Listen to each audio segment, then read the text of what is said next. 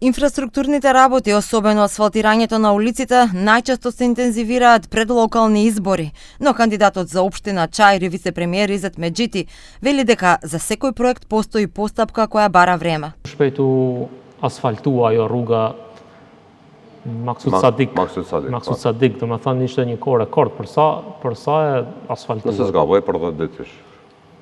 Do të thënë po të punohet në këtë tempo, zotëri Medxhiti, me këtë ritëm të shpejt. Çajiri Dubai mund të bëhet për 4 vite nëse punohet.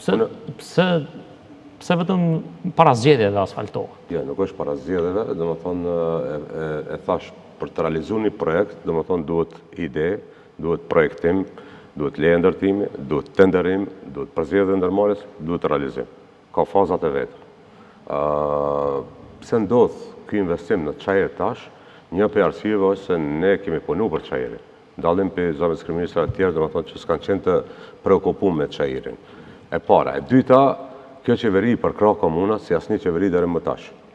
Domethënë që edhe qeveritë kalume, qeveria Gruevski Ahmeti ka harxhuar 1 miliard euro, po ka harxhuar për përmendore. Против кандидатот Бујар Османи вели дека станува збор за злоупотреба за купување гласови. Si e vlerësoni faktin që ju zgjoni në mëngjes, shkoni edhe e detektoni një problematik, të themi një rrugë me gropa dhe pas dite zotëri Medxhiti shkon me bagera që e asfalton atë rrugë andi, këtu në dizavantazh. A dini si komentoj njerëzit, thënë Bujari filloi të rregullon Çajirin ende pa u bë kryetar komune, po kur të bëhet kryetar komune. Domethënë e shihni si prandaj them unë, njerëzit nuk ata thojnë Bujari me fjalë ne me vepra.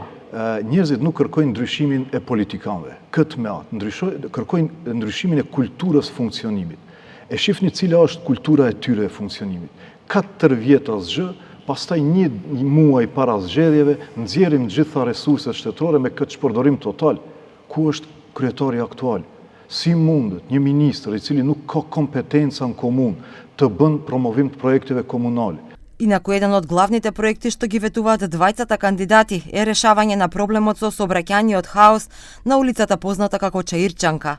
Меджити планира нејзино проширување, додека Османи предвидува решение со подземен тунел.